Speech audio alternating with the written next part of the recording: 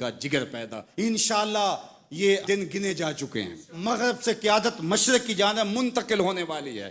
آپ چائنا کے صدر کا بیان پڑھیے، بصیرت اور حکمت سے بھرا ہوا وہ بیان تھا جس نے سینہ ٹھنڈا کر دیا. دنیا کی نظروں میں سب کچھ ہے، بس ایک آواز اٹھنی ہے اور دنیا کی نئی صف بندی ہوگی اور مغرب سے مشرق کی جانب قیادت منتقل ہو رہی ہے انشاءاللہ. اور وہ وقت دور بھی نہیں ہے کہ انشاءاللہ اسلام کا جھنڈا پوری دنیا کے اوپر لہرائے گا اور مسلمان سر بلند ہوں گے. اور یہ بات ہم عرض کرنا چاہتے ہیں، پوری دنیا بھی اسرائیل کو مان لے، پاکستان کبھی تسلیم نہیں کرے گا انشاءاللہ.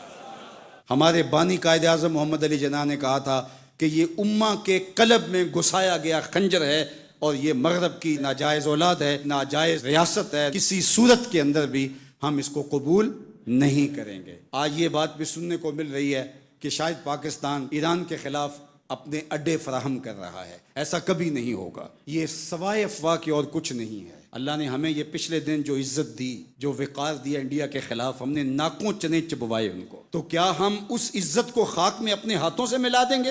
ہم اتنے گرے ہوئے ہیں کہ اپنے ہمسائے ملک کے مقابلے کے اندر ہم اڈے فراہم کر دیں گے؟ کیا ہماری غیرت اتنی بھی نہیں ہے؟ کبھی نہیں ہوگا انشاءاللہ. ہم ایران کے ساتھ کھڑے ہوں گے.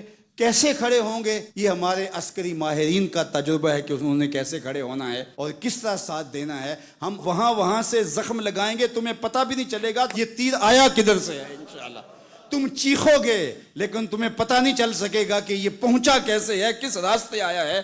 انشاءاللہ اب تمہارے رونے چیخنے کا دور شروع ہوا اور انشاءاللہ بیت المقدس ان قریب ایسے مرحلے میں پہنچے گا کہ ہم یہاں کہہ رہے ہوں گے کہ ہم بیت المقدس کے راستے مدینے جا رہے ہیں. انشاءاللہ بیت المقدس آزاد ہوگا اور ہم ایسے حج عمرے کریں گے کہ اللہ کے ایک گھر سے احرام باندھیں گے اور دوسرے گھر میں جا کے عمرہ کر کے اور حج کر کے کھولیں گے انشاءاللہ العزیز.